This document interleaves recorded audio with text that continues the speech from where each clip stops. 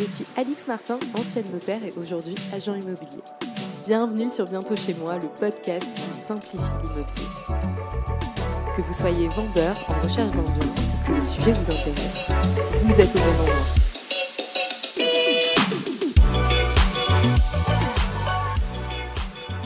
Vous avez peut-être déjà entendu quelqu'un de votre entourage vous dire « Moi perso, j'ai payé aucune plus-value sur la revente de ma maison, tu devrais faire comme moi. » Alors, la plus-value, c'est comme les médicaments. À chaque situation, son traitement. Donc on évite d'écouter Pierre, Paul et Brigitte nous donner des conseils sur nos impôts et on s'intéresse à notre situation personnelle. Dans cet épisode, je m'adresse surtout aux futurs vendeurs, mais aussi aux acquéreurs qui doivent, dès leur achat, penser au paiement de la plus-value. Le terme plus-value, c'est positif. Ça veut dire que vous avez revendu votre bien plus cher que vous ne l'avez acheté. Mais c'est aussi le nom d'un impôt que prélève l'État sur ce bénéfice que vous avez fait lors de la revente. On voit tout ça ensemble dans cet épisode de Bientôt chez moi. Alors tout d'abord, qu'est-ce qu'une plus-value ? Comme je vous le disais juste avant, il s'agit en général de dire que vous revendez une chose plus chère que vous ne l'avez achetée. Ça peut donc être un super plan. Vous avez acheté en 2017 la maison de Mamie Fernande, la voisine de vos parents, vous avez tout retapé dedans, fait des travaux, et vous pouvez donc aujourd'hui la revendre le double de son prix. Jusque-là, tout va bien, mais nous sommes en France. Donc l'État va forcément pointer le bout de son nez pour nous prendre une partie de ce bénéfice. C'est ce qu'on appelle l'impôt sur la plus-value. Alors, il existe un régime spécial pour les professionnels, je ne le traiterai pas, puisque aujourd'hui on va parler que du régime des particuliers dont vous faites partie. Ce qui est toujours sympa avec les impôts, c'est que c'est compliqué. C'est un peu fait exprès même. Je vous rassure, quand j'étais étudiante en notariat, on avait des examens de calcul de plus-value et je peux vous dire qu'on n'avait pas souvent tous le même résultat dans la promo.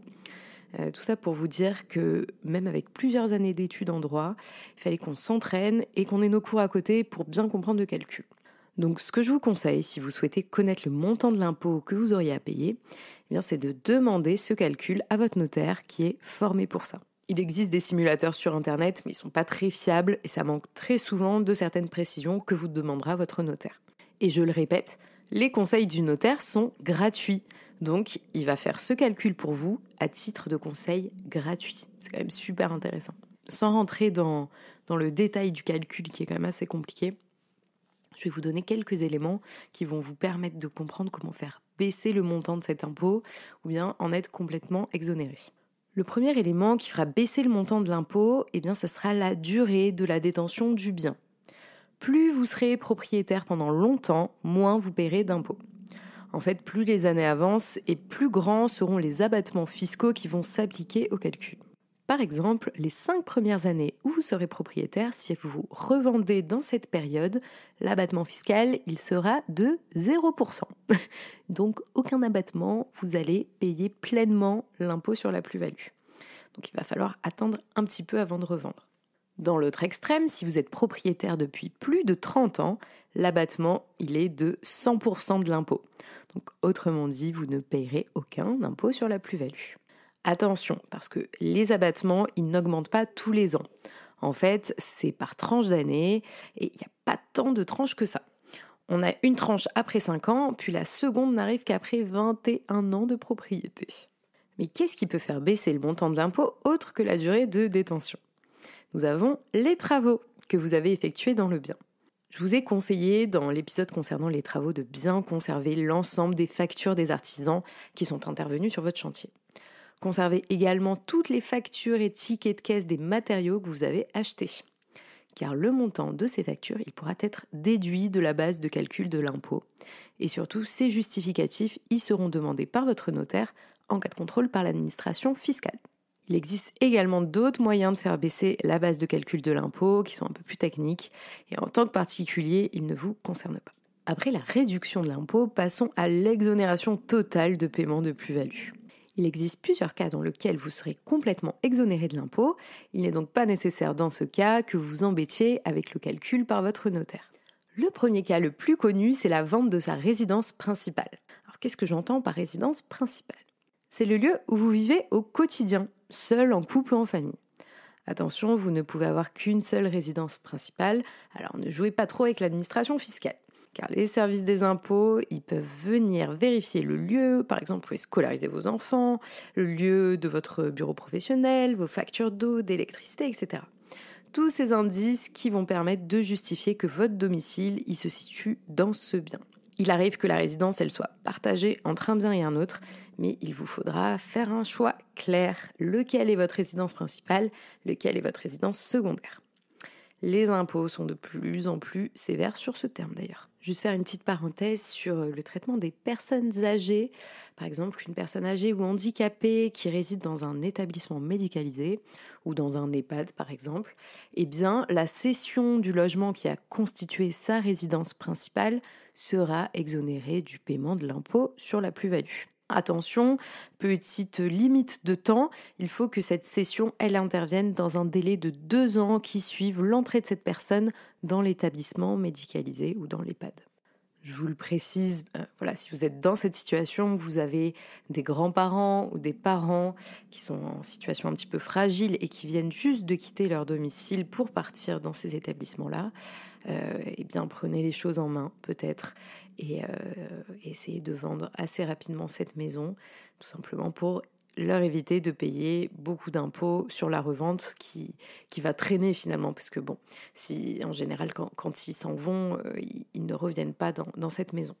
Cas un peu plus complexe maintenant, si vous vendez un bien qui n'est pas votre résidence principale, mais qu'il s'agit de la première fois que vous vendez un bien et que vous allez utiliser le prix de cette vente ou une partie du prix de cette vente pour racheter votre résidence principale. Cette phrase était extrêmement longue et peut-être pas très claire, donc je vais vous la réexpliquer clairement. En gros, vous êtes un jeune actif et vous décidez d'acheter un petit appartement pour le retaper, le louer et faire un petit peu de revenus. Mais vous n'y avez pas habité dedans, donc vous l'avez loué directement et puis vous avez pris l'argent de ces loyers. Finalement, vous décidez de revendre cet appartement pour pouvoir vous acheter la résidence principale de vos rêves. Eh bien, dans ce cas-là, vous allez revendre cet appartement et vous allez réutiliser le prix de cette revente, ou alors une partie du prix, pour le réinjecter dans votre future maison. Et donc, dans ces cas-là, la vente de l'appartement, il est exonéré de paiement sur la plus-value. Attention, là aussi, nous avons une condition et une limite dans le temps. Le remploi du prix de la vente, il doit être fait dans un délai de 24 mois après la vente. Donc il faut se dépêcher pour retrouver une maison. Une exonération un peu plus simple, si le prix du bien vendu il est inférieur ou égal à 15 000 €, alors vous êtes exonéré de paiement de plus-value. Il s'agit par exemple de la vente d'une cave, de la vente d'un parking, d'un garage, voilà. Des petites annexes, des petites choses comme ça qui font que les prix sont assez faibles. Dernier cas qui rejoint en fait ce dont je vous parlais concernant la réduction de la base de l'impôt, eh bien si vous êtes propriétaire depuis plus de 30 ans, vous êtes complètement exonéré du paiement de la plus-value. Il existe d'autres cas d'exonération qui sont un peu plus spécifiques, un peu plus techniques. Je ne vais pas le développer, mais si vous pensez être dans un de ces cas, n'hésitez pas à contacter votre notaire pour vérifier cela avec lui. J'espère que cet épisode vous a plu, qu'il vous a aidé à y voir un petit peu plus clair sur la question de la plus-value. Donc vous aviez très certainement déjà entendu parler. Au moins voilà, vous avez les bases du paiement de cet impôt et ça vous permettra peut-être d'anticiper un petit peu mieux. On se retrouve dans 2 semaines pour un épisode qui va concerner l'acquisition en couple. Sous quelle forme faut-il acquérir ? Faut-il se paxer, se marier ou acheter sans rien faire ? Nous verrons tout ça ensemble dans le prochain épisode. Pour plus de contenu, n'hésitez pas à me suivre sur les réseaux sociaux Instagram et TikTok, à me laisser des commentaires et à interagir avec moi, ça me fera toujours très plaisir pour continuer cette chaîne. À bientôt sur Bientôt chez moi.